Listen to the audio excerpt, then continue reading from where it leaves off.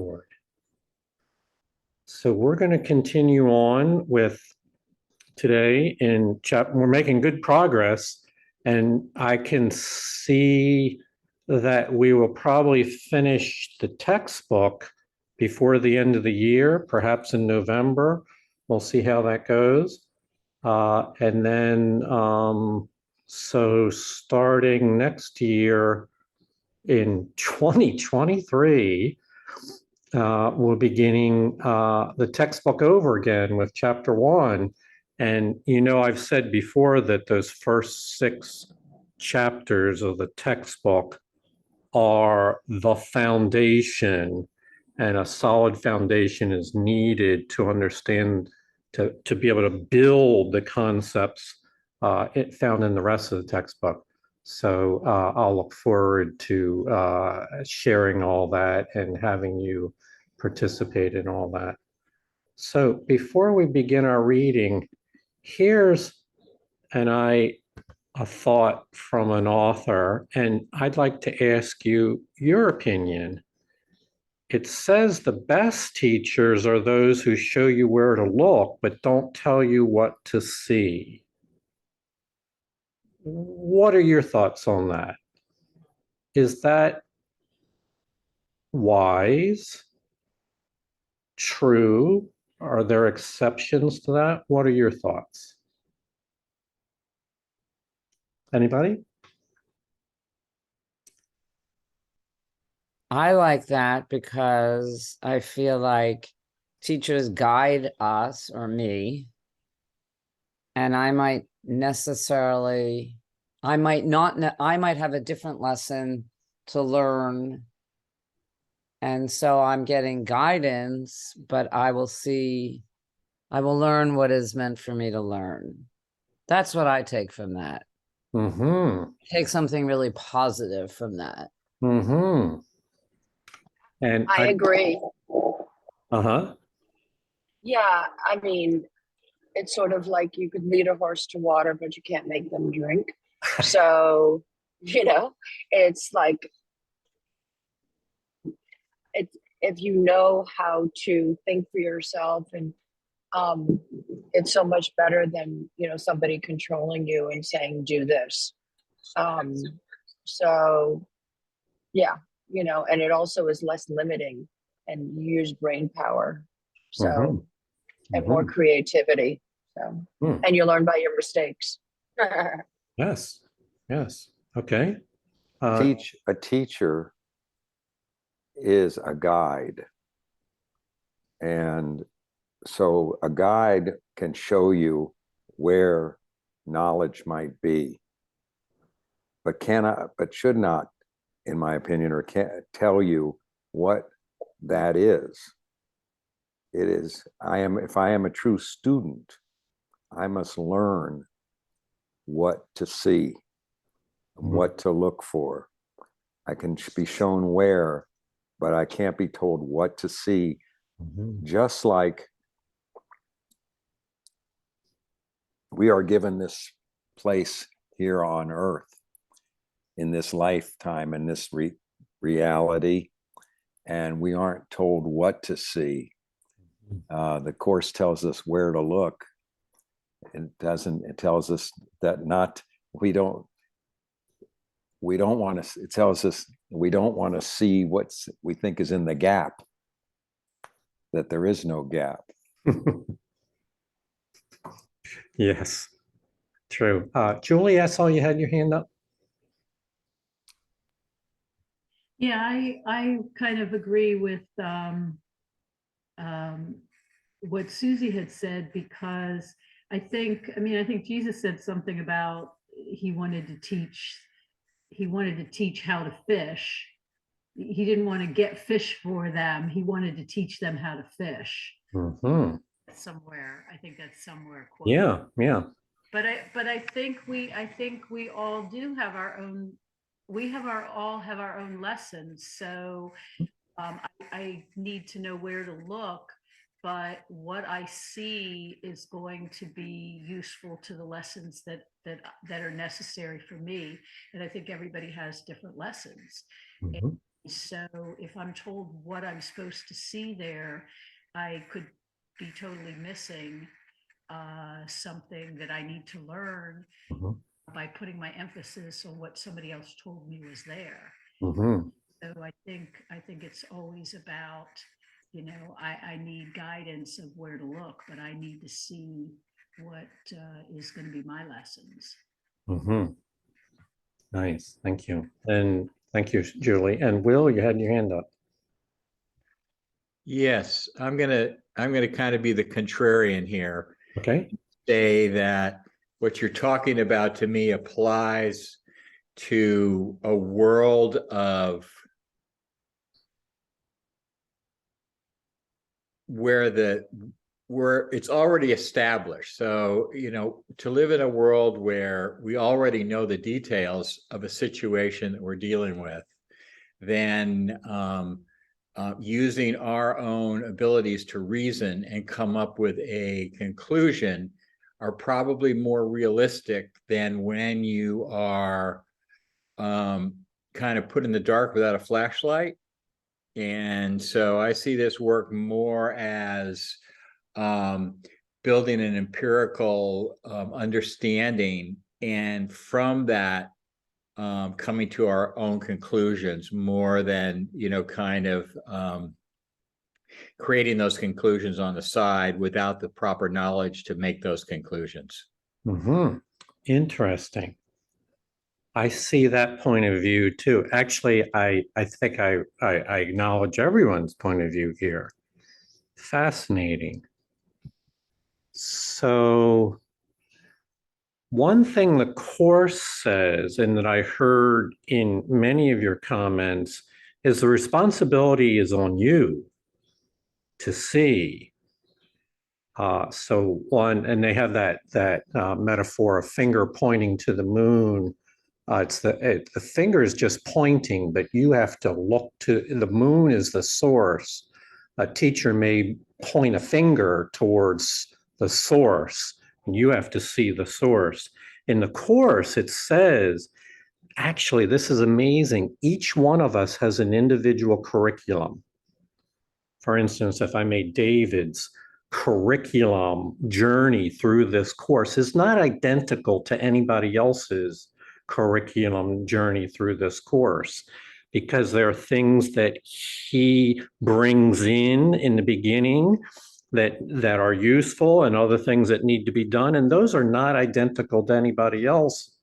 So the responsibility for him adapting as the Holy Spirit guides and adapting to each day and the lessons he needs to learn in that day.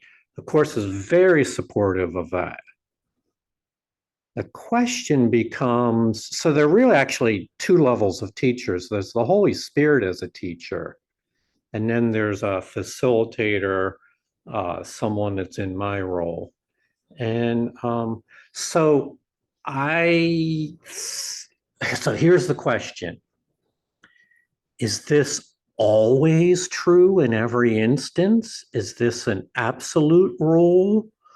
Or are there situations where we might deviate from the general principle if it's helpful?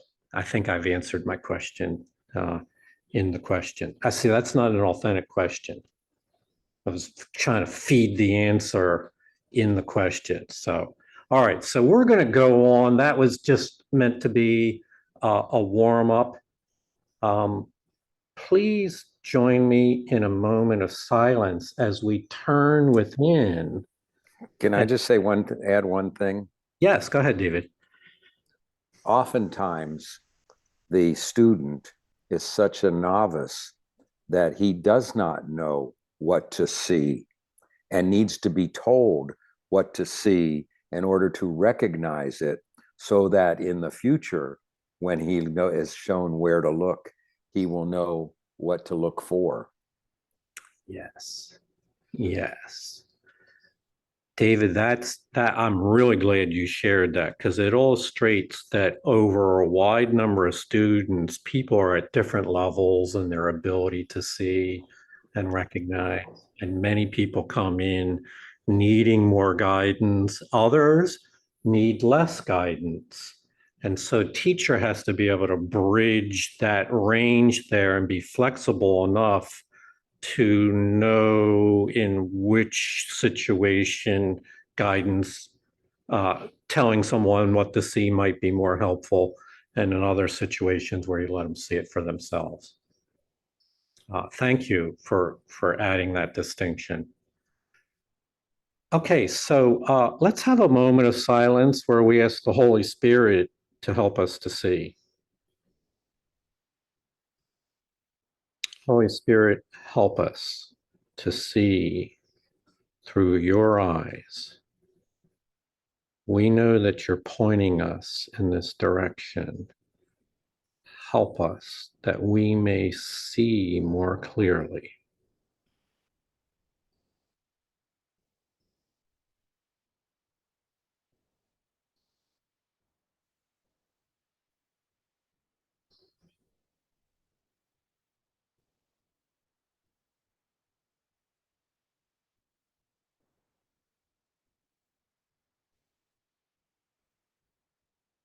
Thank you. Amen and amen. And so we move on with chapter 28, section 5. David, thank you for being our reader today.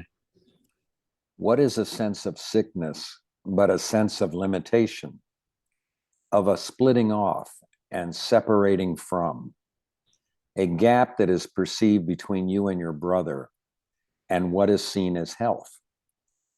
And so the good is seen to be outside, the evil in. And thus is sickness separating off the self from good and keeping evil in. God is the alternate to dreams of fear. Who shares in them can never share in him, but who withdraws his mind from sharing them is sharing him. There is no other choice. Except you share it, nothing can exist. And you exist because God shared his will with you, that his creation might create. Mm-hmm. So what are we being told here? What is a sense of sickness, but a sense of limitation? And I read the other day in course that all sickness is a mental state. It has ripple effects out into the physical world and into relationships, but all sickness is mental confusion. It's a disorientation of the mind that results in effects. So here they call it a sense of limitation. In other places, it would refer to that as a limitation of your spirit. The mind winds up being a limit to the power of your spirit. A splitting off and a separating, a gap. So that's been the topic in this chapter, that is perceived between you and your brother. And therefore, and so the good is seen to be outside, the evil in. That's curious. I don't know what that means.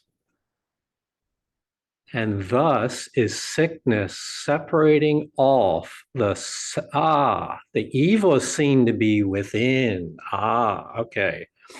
The sickness is thus a separating off of what you think of as yourself from the good. This would be a problem if you think of yourself as different from the good. And so this is the evil within. It's a false self-identity that thinks of yourself as less than the good or less than love. And so that is sickness, seeing a gap between you, what you believe to be you, and what we would call the source of love and goodness, kindness, caring, all that, some kind of artificial gap in your mind between you and your identity and that. So God is the alternate to dreams of fear. Who shares in them can never, who shares in all dreams of fear cannot share in God, but who withdraws his mind from sharing dreams of fear is sharing in God. There's no other choice. So I see a couple hands. Cheryl? If you can get your, oh, there you go. Ahead. Yeah, so sounds to me very simply low self-esteem and ego, like judging yourself relative to others, and low self-esteem for whatever reason that may have settled in your soul. Yes, But that's what that seems to me. yes, it is. It is. And by the way, that very concept, now Cheryl used low self-esteem, but we know we can attach other words to there or other conditions surround that, is the very core of the fundamental error in the Course of Miracles, to think less of yourself than God thinks of you. Hmm. And then from there, hundreds of psychological conditions permeate outward from that fundamental error. And so the Course is deep in that it says we must correct the fundamental error, and then all the conditions that permeated from it will go away. So we must come to know our true self as God knows us. That corrects the fundamental error, and then the ripple effects will then be gone because there's no more source to that those ripple effects. Susie? Yeah, I mean, this is becoming so increasingly clear to me, and aha moments all over the place. And it's only taken many, many years, but that's okay. I know now, whenever I don't feel right, whether it be a little fear, a little anxiety, a little something, I'm off. And my ego has taken over, trying to get in there somehow. And there is no way, like this says, I can be connected in that kind of separated state. So for me, it's just a flag that goes up and says, Holy Spirit, I need help. It's not real. I'm in an ego state. I'm denying the ego.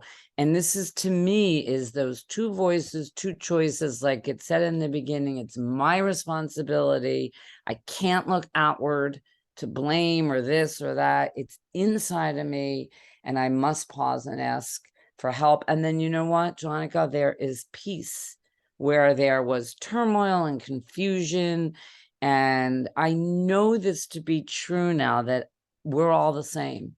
We're just not the same in our personalities, our personal identification stories, that's not who that's not who I really am. Like, that's really what I believed for so long. It's not who I am. It's just the stories I created about myself. And it's the most peace I've ever felt. And that's not to say I don't get these ego moments multiple times, but I know what they are now. I know what they are, and I know what to do when I start to feel that way. Mm-hmm. So Yeah. I don't know. It's just speaks to me so clearly now, is I guess what I really want to share, where I had confusion for, I just, for a lot of time, I intellectually understood it, but I didn't experience, these strong feelings. Yes, thank you. So, Thank you. You used the idea of personality identification stories, and it flashed to my mind that our Halloween costume, it's a costume we put on and pretend to be something we are not. And at the core of it all is a center of fear. In Halloween, it's a fright night. And that these identification stories are just that, they're just costumes. They really can't hide our true self from us. Let's look at one more thing. So I'm going to point you to these last two sentences here. Previously, it said there is no other choice. So they're either a choice of dreams of fear or forsake the dreams of fear for dreams of peace. And then it says this is like a heavenly principle. This is very profound. Except you share it, nothing can exist. And you can exist because God shared his will with you that his creation might create. So, moving way beyond the ego here and beyond the healing state to the original state of the creator and creation, everything was set in motion because the creator wanted to share his nature and attributes with everything. And so the principle there is only those things which are shared by the creator exist forever. And anything not shared by the creator does not exist forever and therefore is not real and does not exist. Now, I know in time and space, this is not always easy to get a handle on because we're in the habit of if I can see something, then it must be real. But most of the thing I submit, everything that you see on this earth will go away, is temporary. Even mountains will erode and fade. Continents will sink back into the ocean and rise. Everything you have ever seen with your physical eyes has a limited time span on it. So from the eternal point of view, only the things that can be shared exist forever, and only things that exist forever are real. So that bears only that which is real exist. Nothing that does not exist is not real. And this is a concept that if you just allow it to be in your mind without letting your ego reject it, it will grow on you. All right, let's go on. It is the sharing of the evil dreams of hate and malice, bitterness and death, of sin and suffering and pain and loss that makes them real. Unshared, they are perceived as meaningless. The fear is gone from them because you did not give them your support. Where fear has gone, there love must come, because there are but these alternatives. Where one appears, the other disappears, and which you share becomes the only one you have. You have the one that you accept because it is the only one you wish to have. So those last few lines goes back to echoing what we said at the beginning. It's your responsibility. Which one you share becomes the one you have. If you share dreams of death, then that will preoccupy your attention. That will be what you will have. If you share dreams of life, then they will occupy your attention And that's what you will have because you have accepted that dream as your own and you have identified with it. So the idea here is, what does it mean? Here's a question for you. What does it really mean to share a dream of evil or to share a dream of love? And so let me parse that a little bit more. Do you need another person engaged in a dream to share it? Or does the dream itself have a form, and when you apply your faith to it, is that alone enough for you to share in that dream? You hear the distinction there? Yes, well, we're not alone at the effects of our thoughts, True. and we have no private thoughts. So if I'm having a dream of judgment and fear and unforgiveness, whether it be in my mind, if it's in my mind, I'm creating an unform on some level Yes. for myself and for somebody else. So the Course would say, I'm not alone at the effects of my thoughts. Right. So, however, if I'm having a dream on more form, I'm probably making a whole lot less peace for myself and somebody else. Yes. If I've allowed my dream to become, Yeah. I don't know the words you use, but if I'm having a dream of love, then I'm creating and I'm not making, and I'm having a far different experience, and so is the other person. Yes. And then where other minds are joined, if we're all one mind, that is the ripple effect also. I'm either letting out Yes. fear or I'm letting out love. Yes. Nice. I think so. Yes.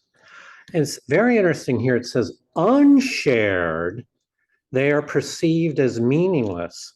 So this is really, it's amazing. Your own dream of fear. Now, in this case, I mean the one that you personally narrate to yourself. You already know the dream. You've heard it before because you participated in the telling of it to your own mind. Unshared, these dreams are perceived as meaningless. So I submit that that means if you withdraw your faith and the power of your mind and attention from those dreams, then you will no longer perceive them, and no longer perceiving them, they will have no meaning to you and therefore of no effect. Okay, so some of these ideas we have seen before and be familiar to you. Let's move on. David? You share no evil dreams if you forgive the dreamer and perceive that he is not the dream he made. And so he cannot be a part of yours, from which you both are free. Forgiveness separates the dreamer from the evil dream and thus releases him. Remember, if you share an evil dream, you will believe you are the dream you share. And fearing it, you will not want to know your own identity because you think that it is fearful. And you will deny yourself and walk upon an alien ground which your creator did not make, and where you seem to be a something you are not. You will make war upon yourself, which seems to be your enemy, and will attack your brother as a part of what you hate. There is no compromise. You are yourself or an illusion. What can be between illusion and the truth? A middle ground where you can be a thing that is not you must be a dream and cannot be the truth. Okay. So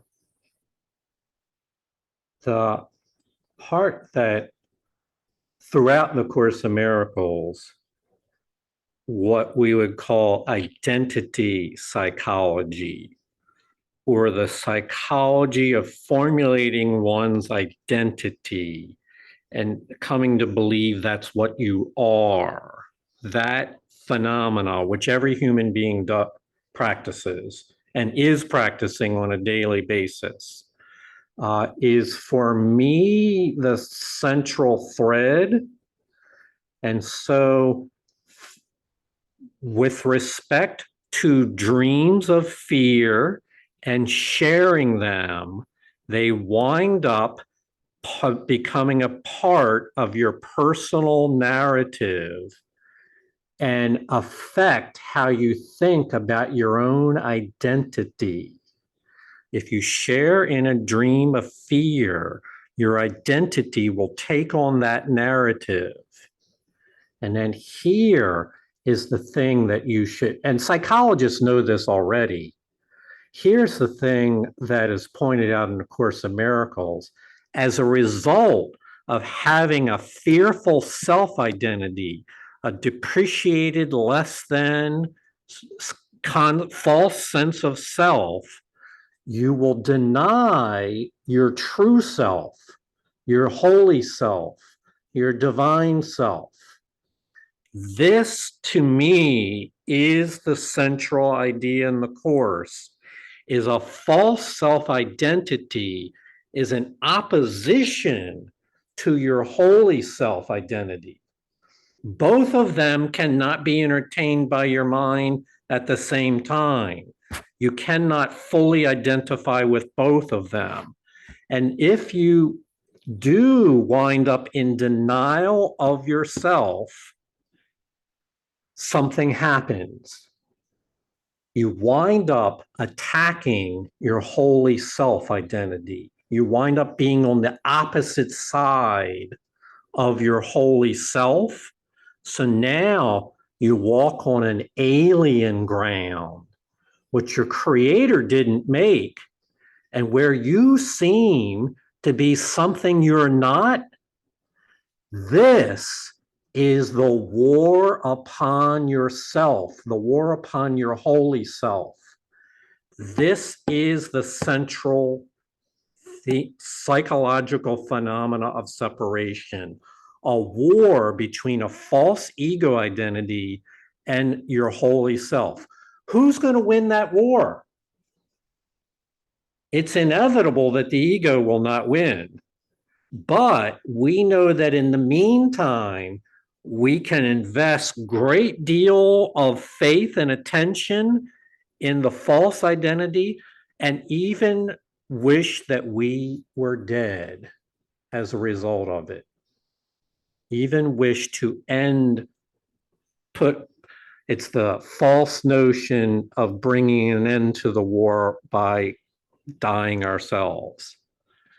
In the Course says, in this war, there is no compromise, that you are either identify with your holy self or with your illusory self. There is no middle ground, any sense of a middle ground that attempts to split the difference between an illusory self and a holy self must be just another form of dreaming. In that case, it's just a substitute illusion for an illusion. David? I'd like to revisit what Susie said in regard to the last paragraph, if we may. Of course, go ahead. And she made the comment, we are not alone with the effects of our thoughts. Yes. And the question that arose was, if I think something, or if I what is it? whatever, if my evil dreams, if I have an evil dream, all right, it is not, it is meaningless until it is shared. Mhm. Now, in order for it to be shared, there has to be a recipient mind that accepts that. Because without a receiver, Yes. there's no way to share. And so of itself, even though I'm not alone in the effects of my thoughts, Yes. I am not, it is still meaningless. Yes. And if the other person doesn't acknowledge, accept, or share that, Yes. it has no effect. Yes. It becomes love anyway. Yes. Oh, I would disagree with that. Can I? so let me comment first and then see what you want to say. So David, let's say the instance is with someone who is very confused and wants to share an evil dream, by definition confused, and the person on that they're with is a miracle worker. So this is the instance that you're referring about. So the other person sharing the evil dream doesn't trust me or something like that. For no particular reason, that's their dream. The miracle worker chooses not to put their faith in the evil dream, is conscious of that mistake, and continues to share in the Holy Spirit's dream of forgiveness. And thus, there's no pairing, like you said, David, there's no recipient in the miracle worker's mind to the evil dream, and thus it has no meaning. So that's the ideal case, that's the condition of healing that we seek to promote in this program, is evil dreams are not received by miracle workers. They give them no meaning, and therefore they have no effect. So that would be one instance. We know there's other instances where both people are confused and therefore both join in the sharing. That's for another condition. So Susie, sorry to cut you off there, but please. No, that's okay.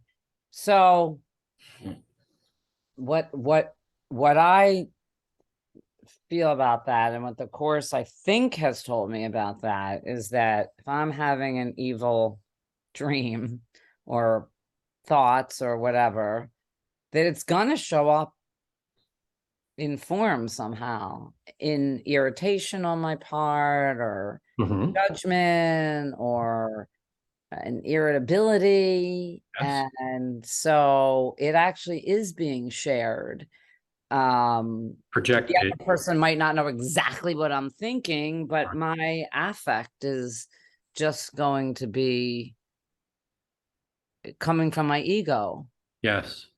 Yes, you're going to be projecting your belief in that dream is true. And so let's say you're sharing it with me, Susie, and I'm in my right mind, I'm conscious, and I realize that's not even truly Susie sharing Right. that. You as a miracle worker. Yes, yeah, But another person that's not in their miracle minded state, right. I feel like latches on to that because that's how it works. Picks up on those vibes and returns them in kind. So Yeah. we have two instances there. And so the resolution between what David's saying and Susie's saying is it depends on the other person. Are they in their right mind? Or they got their own dreams of evil that they're preoccupied with. And of course, the next one that comes along, they're going to be equally vulnerable to that as well. So the path of healing requires the miracle worker be in the right mind, and then we can deal with these things in a way that brings healing. Will, thanks for your patience. Yeah, of course. So to me, this brings up the whole thing of the ability to step out of yourself and to take a look at what's going on. And so if I have a feeling of bigotry or racism or ageism, and I'm guilty of all of those in moments of, at moments of weaknesses, those do happen to me. And if I have the ability to step outside and see them for what they are and to not act on them, Yes. then I really, they really don't have any life. So in other words, I haven't brought those thoughts to life in a way or shared them with anyone else. And I think that maybe what this is really all about is, our ability to filter our own feelings and our own understanding of what's right and what's wrong, and not necessarily have to fall in the trap of our own vulnerabilities if we can identify them and see them for what they are and move past them. Well said, Will. This is about being responsible for your own state of mind, and any evil dreams that may occur to you, we nullify them right there before projecting them out onto others in our relationships and having them propagate further misunderstanding. Absolutely. That's the foundation. The sole responsibility of the miracle worker is to accept atonement for himself. Resolve any dreams that might arise in your mind, evil dreams yourself, so that your relationships might be clean and untainted by your own belief in evil dreams. Yes, that principle.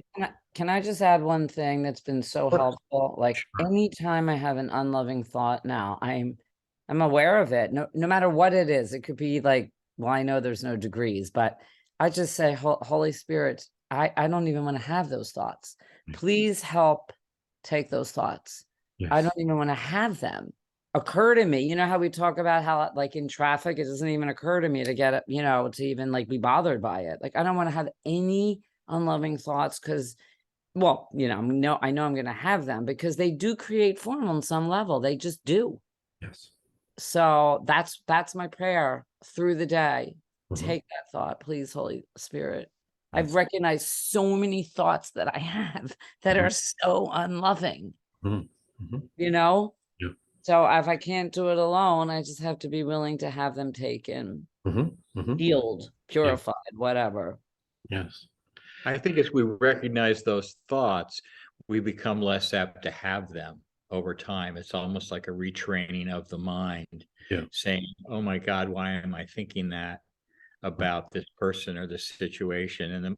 And the more that happens, the less that it happens. Yes. Yes. And there's another phenomena here. Thank you both for that. That comes with, how shall we say it? When I was unconscious, I tolerated all kinds of evil, angry, judgmental thoughts as normal, and they went completely unchecked. And I thought that was what life was about. But as we move into the Course of Miracles, we become more conscious of these things, and our tolerance for pain and judgment and evil dreams goes down. We become more aware, less willing to tolerate lack of love in ourselves as well as others. So, Susie, the more you get rid of these evil dreams, the more you'll become aware of the little bit that remains. Because and they say it in the Course, is less tolerant of lack of love in yourself and others and in the world. And then you become very motivated to try to help remove that sense of lack of love in this world. Our primary function is to both be healed and to help others heal. So yeah, sensitivity, increasing sensitivity to these things. And so be gentle on yourself. It's not that there's more of it going on. It's just that you're aware of the instances now in a way that you would not have recognized before. So I have to go back to a theme that I want to do a little drill down. That this is a sidebar here. This is the idea, as I said, central to the course, is that if you embrace a false identity, you will not want to know your own true identity and think your true identity is fearful, and you will deny your holy self and walk on an alien ground and seem to be something that you are not. So it looks like I didn't. All right, so this is all at you at once. Think of it as an ego state of a circle of attack and defense. And the process goes on within your own mind, confused mind. It's a circle of feeling attacked and needing to defend. And what's at stake here is the fearful false identity narrative being opposed to your holy self. And so you can think of it, and this is the basis for all attack thoughts. This is the foundation right here, and then ripple effects outward in millions of forms, including physical violence. So think of it as existential attack. That's my word. It doesn't come from the course, but it helps you understand. It has to do with the nature of your being. It's an attack on the concept of how God created you. And so it shows up, the way to understand it is that in the separation, we misused our will, which God had given us. We misused it to create a false identity, a false self that opposes your holy self and robs you of peace of mind, because now there's opposition going on within you. In chapter 1 through 6, this is called the basic conflict between the false identity and your holy self. And now holy reality becomes a threat, and the false self, which is very unstable, it's nothing but a cheap narrative, needs constant maintenance and defense, takes up a lot of mental energy to adapt it and keep it going. It's very unstable. And so here's an example of it in workbook lesson 329. Father, I thought I wandered from your will. I thought I defied it, broke its laws, and interposed an alien will, believing it to be more powerful and capable of attacking your will and overcoming it. So the false identity is in the attack mode, very unstable. And so this winds up, and this is the basis of identity psychology, of perceiving yourself as apart from God's creation. And to believe that is to think that you are very vulnerable and weak and lacking and sentenced to die, to believe that you are apart from God's creation. And therefore, attack and feeling like you are attacked is just a part of an endless circle trying to maintain this unstable self-concepts. Here's how it works. It makes up images in your own fearful dream, perceives those images as unworthy of your love, and then attacks them for their unworthiness. This might be, for me, the best description of what the ego does. Makes up an image, doesn't like it, and attacks it. And then that is projected outward and can be very unkind at the least or vicious at the worst, including physical violence, resulting from this inner conflict, the basic conflict within. So the Course asks, how long will you allow this alien will to continue? Remember, we're responsible for the contents of how we, what we give our faith to. We miscreated it by using the power of our own mind and believing that it was real.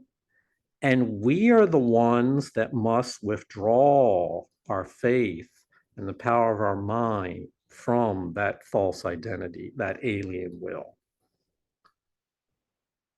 So there you go. That, I think, summarizes in one form the whole psychological framework of this course. Get rid of this false identity self, and then there are no barriers between your present consciousness and what we would call your holy self, your true self. Remove all the barriers, and everything else will take care of itself. Susie, did you have your hand up? Yeah, I just wanted to quickly say, I mean, this, like you said, says it all. And, you know, we can't do it alone. You know, we need the help of the Holy Spirit. So for me, just the awareness that I had a false identity, a false narrative, and then little by little, I know the Holy Spirit met me where I was at. I just kept asking, and I just kept being willing and willing and willing. And then things became clearer and clearer. And I love this line: how long will you let this alien will continue? And as long as I'm not willing, and when I become really, really willing, and it gets too, and I really ask for help and continual ask for help, I mean, things started to really, truly change, and boo, boo, boo, like aha moments. And this is just amazing. And I'll just end with, I never thought that I would have any freedom from my past narrative, ever. So, I mean, this course has saved me, truly. Thank you for that sharing. Thank you. Julie?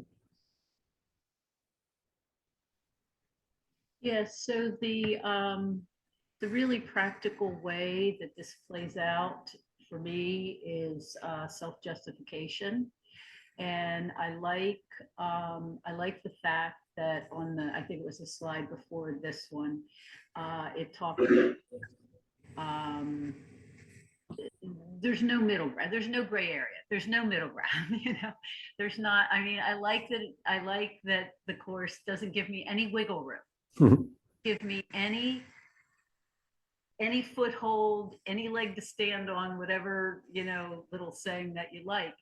And it's really useful because it just sooner or later it breaks it down, and I feel it almost immediately. And self-justification, or justifying something that I've done, is the place where it really comes into play for me. And the moment I stop it, the moment I just say to myself, this is not true, or you were wrong, or whatever, it's immediately lifted. So that part where it says, as soon as you do that, love comes in. I think it was something about as soon as the evil attack or whatever it said is removed, then love comes right in, and it comes in. It comes in immediately. But my part in it is that I have to turn away from that identity, or that, for me, it's a lot. It's usually in the realm of just justifying something that can't be justified. And so it's a great, I love the fact that I don't have, there's no, I don't even need to think about it. I don't even need to think about it. I need to just immediately give it up, and then love comes in. Yes. So that's what I liked about that last. Nice. paragraphs. I'm going to have to add self-justification to the list of, I have this list of defenses. It keeps growing, labels for that because it's just another form of defending ourselves, defending an ego self. And we know that in our defenselessness, our safety lies. So I thank you. I'm going to add that to the list. All right, we're going to move on here. David? You have conceived a little gap between illusions and the truth to be the place where all your safety lies and where yourself is safely hidden by what you have made. Here is a world established that is sick, and this the world the body's eyes perceive. Here are the sounds it hears, the voices that its ears were made to hear. Yet sights and sounds the body can perceive are meaningless. It cannot see nor hear. It does not know what seeing is, what listening is for.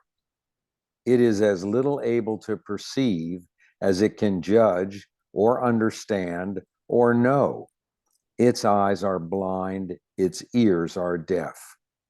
It cannot think, and so it cannot have effects. Mm-hmm. So I have very strong position here. You have conceived a gap between illusions and the truth. This is a middle ground. This is what we were talking about before. It's a compromise or a blending, an attempt to blend illusions and the truth and believe that that's where your safety is, that you can form a new identity in the middle ground. So that is but a perpetuate. After all, who's going to make up that new identity in the middle ground? Who's the author and source of that new identity that exists in the middle ground? And what we learn is that that is but the here's the way some miracle students would characterize that, is the ego. As you're working your program and undoing the ego catches up with you and tries to establish a new position, a new identity somewhere between the old illusions and the truth. It's a compromise. It's a middle ground. And I think this happens to all miracle students. I'll go out on a limb there, that all miracle students wind up feeling as though they have discovered their new self, their transformed self, which is not the holy self of eternity that the Holy Spirit sees, but is still based on your time-space narrative. It's a better narrative, but it's still you narrating your own identity. And I'm not saying you all are doing this today. I think we all have done it. I know I have. And so it's an attempt to feel safe within the illusion, to feel free within a dream that we have still made. And I wish this weren't the case. I wish it would go away and not rear its head that way, but it often does. And then you have a person who thinks themselves free, but is still living according to a narrative of their own identity that they have created. And so what do we do with all this? In the face of such a conundrum, what is one to do? Take the advice of the Course.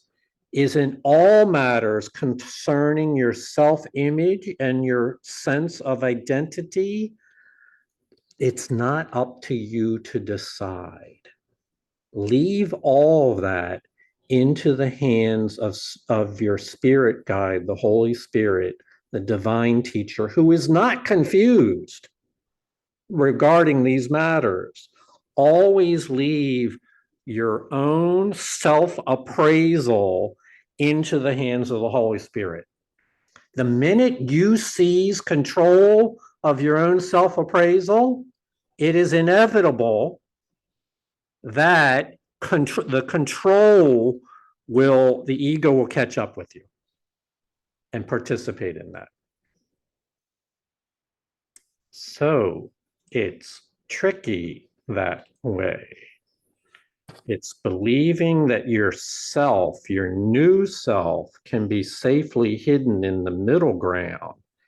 Here is a world established that itself is still sick. It's still dreaming and confused. And this is a world that the body's eyes perceive and its ears hear, and the voices that the ears were made to hear. But yet the sights and sounds are still meaningless. We'll go on. David? What is there God created to be sick? And what that he created not can be? Let not your eyes behold a dream, your ears bear witness to illusion. They were made to look upon a world that is not there, to hear the voices that can make no sound. Yet are there other sounds and other sights that can be seen and heard and understood. For eyes and ears are senses without sense, and what they see and hear they but report.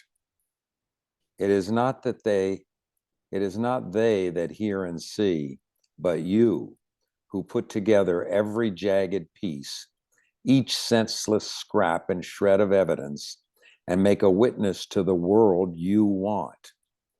Let not the body's ears and eyes perceive these countless fragments seen within the gap that you imagined, and let them persuade their maker his imaginings are real.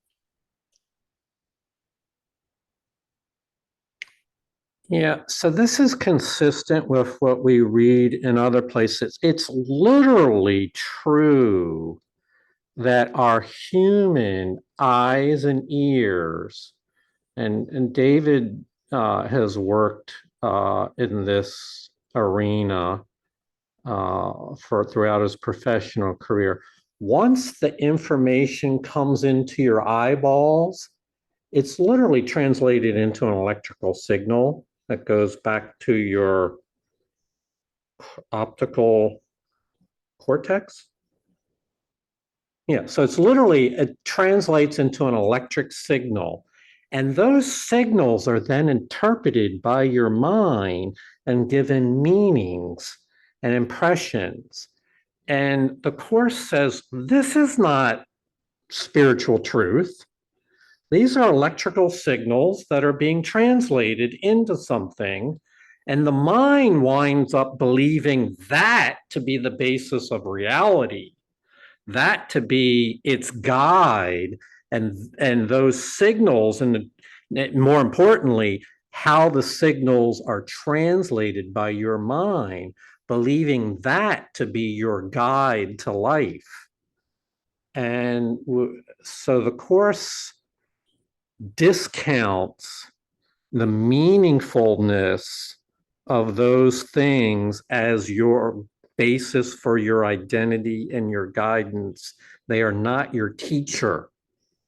Now, yes, of course, these things, you could not even cross the street without your eyes and your ears functioning.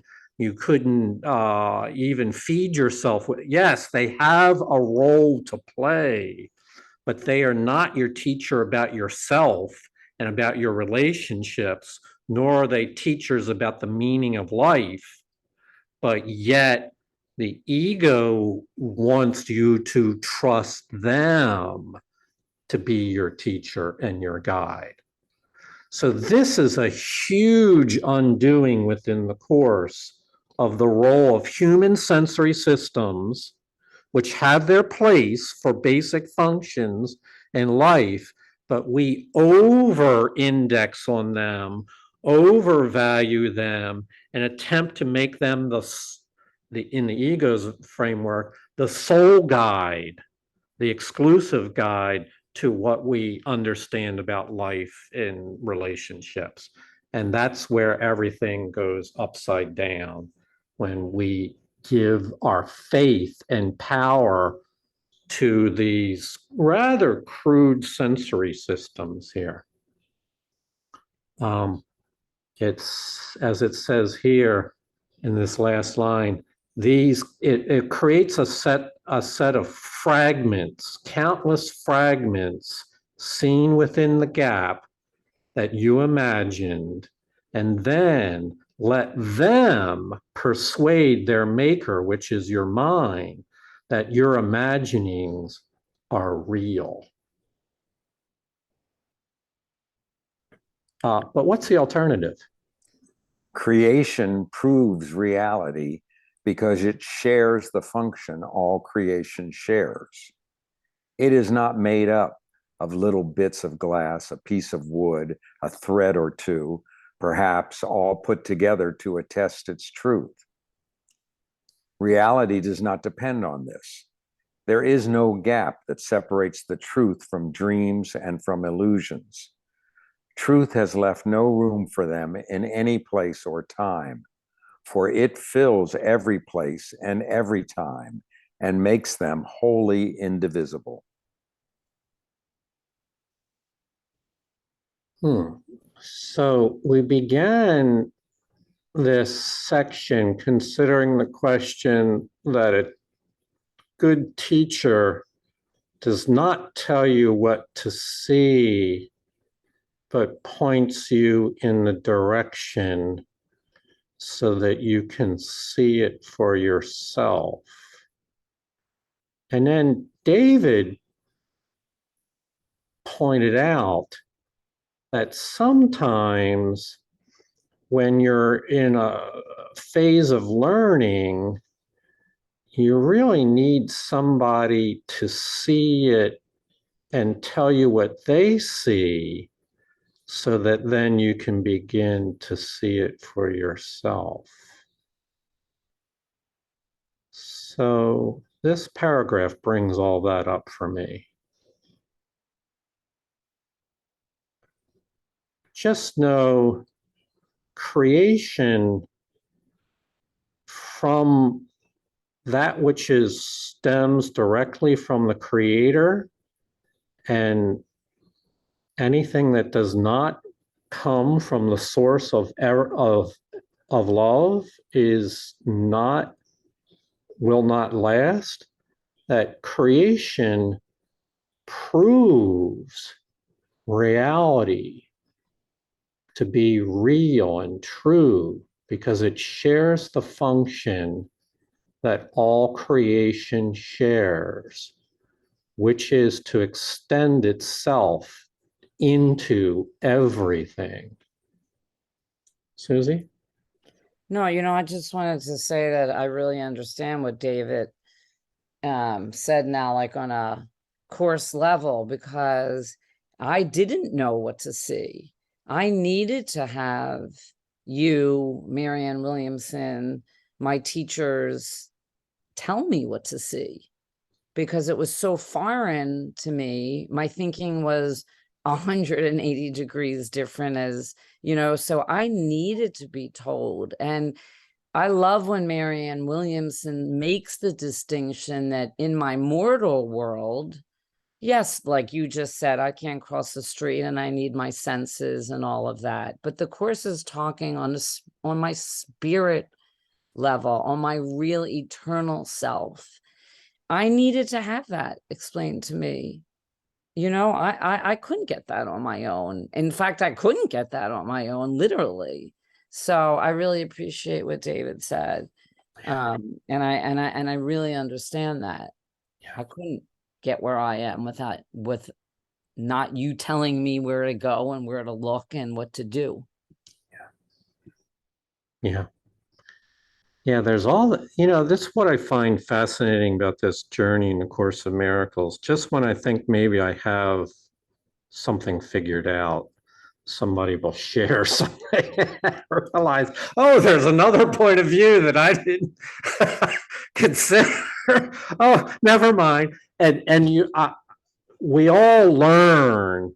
It's not about who's right or who's wrong, because if you do that, you get caught up in attack, defend, and grading yourself in condemnation. It's about learning, and that actually we benefit from hearing multiple points of view and recognizing that any particular formulation is useful in a certain way, but needs to move forward as we move up the ladder, and that all perceptions eventually are seen as but relative, and we discard them eventually or ultimately for the truth. As it says here, truth has left no room for illusions in any place or time. Truth fills every place and time and makes them wholly indivisible. That would point towards a transcendent oneness that really goes beyond any interpretations or perceptions that we might have of right or wrong. Which reminds me, Vienne's not here, but there's this quote from Rumi says, there is a field out beyond the realms of right or wrong. I'll meet you there. That's where we meet, not in the gap between right and wrong. Is David right? And is Jonica wrong? That's the gap there. That's trying to put people in the categories of in and out, better or less. I'll meet you in the field beyond right and wrong. That's where we can meet. That's where we can share in creation. That's where we come together and recognize that we are all in this together and share the same attributes of the source, not putting each other into categories. So these things prove to be true again and again. David? You who believe there is a little gap between you and your brother, do not see that it is here you are as prisoners in a world perceived to be existing here. The world you see does not exist because the place where you perceive it is not real. The gap is carefully concealed in fog, and misty pictures rise to cover it with vague, uncertain forms and changing shapes, forever insubstantial and unsure. Yet in the gap is nothing. And there are no awesome secrets and no darkened tombs where terror rises from the bones of death. Look at the little gap, and you behold the innocence and emptiness of sin that you will see within yourself when you have lost the fear of recognizing love. Wow, so poetic, so full of rich metaphoric images. Cheryl, this is like an artwork of its own, even in this paragraph. So here's one interpretation. In this gap in relationships between you and others, you are as prisoners in a world that is perceived to be according to your dream of it. And we use this metaphor of the prison many times. Imagine if you were in a prison cell and that was your cell, and that's where your narrative comes. And then you moved down to the next floor into a new cell. So now you might think yourself to have really made progress, to have really changed, and be all filled with new sense of self. But we know from this metaphor, the way it's framed, you're still in the gap. You're still in the prison. And this is not freedom. It's an illusion that things are better now. And so I want to finish up by going back to that paragraph that talks about this, where, and if I'm not, may or may not be able to find it, where you form a new identity. Here it is, paragraph 3, I believe. Let's try this. So it talks about an attempt that, is this the one where you feel like you're going to be safety? No, it's not. No, fumbling around here, sorry. I know you forgive me. Oh, there it is, paragraph 4. So, and this reinforces what we just read. And this is true of my journey in A Course of Miracles.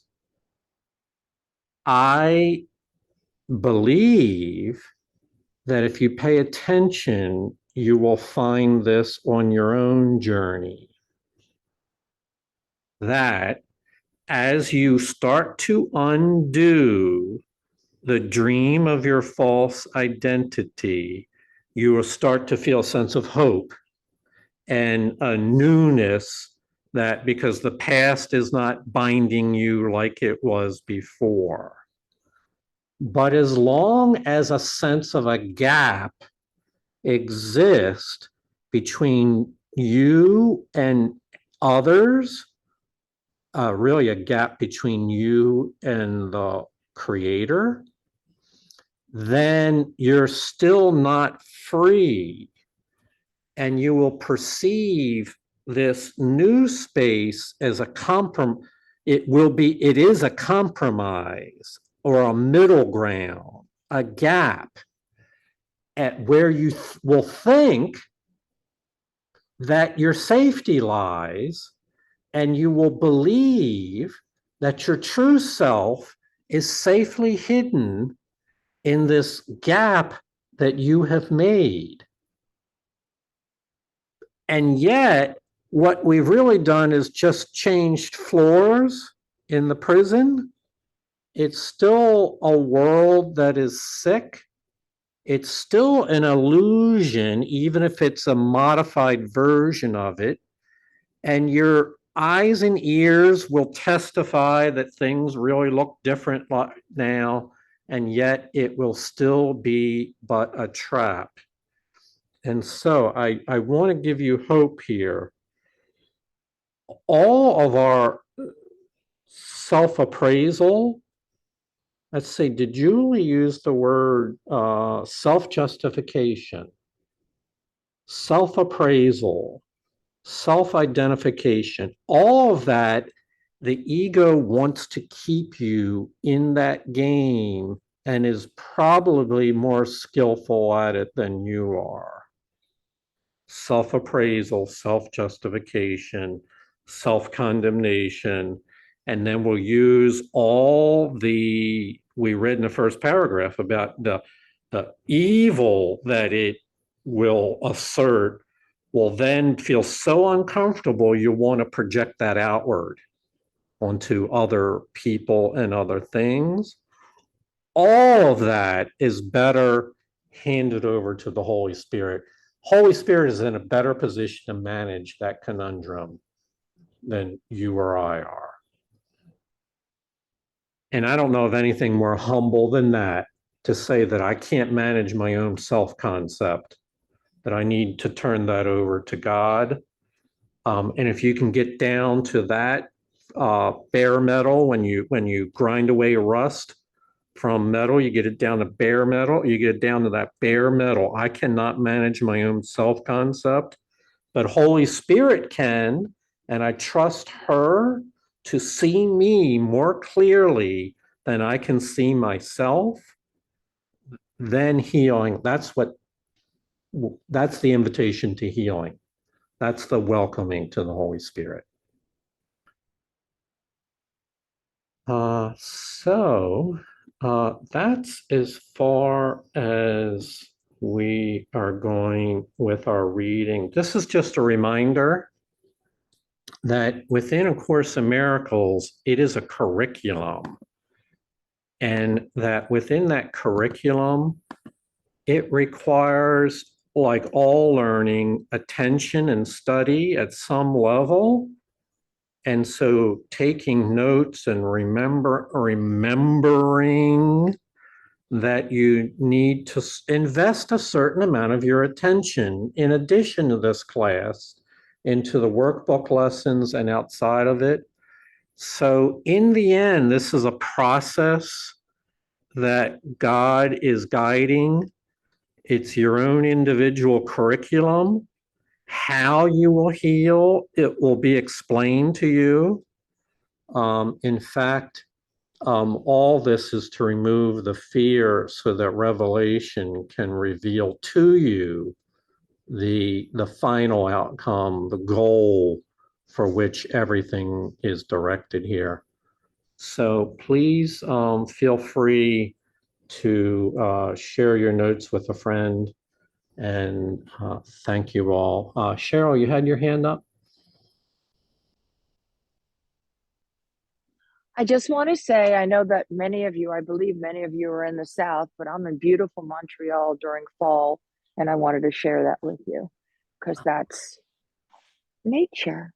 And Cheryl, are the leaves changing color yet?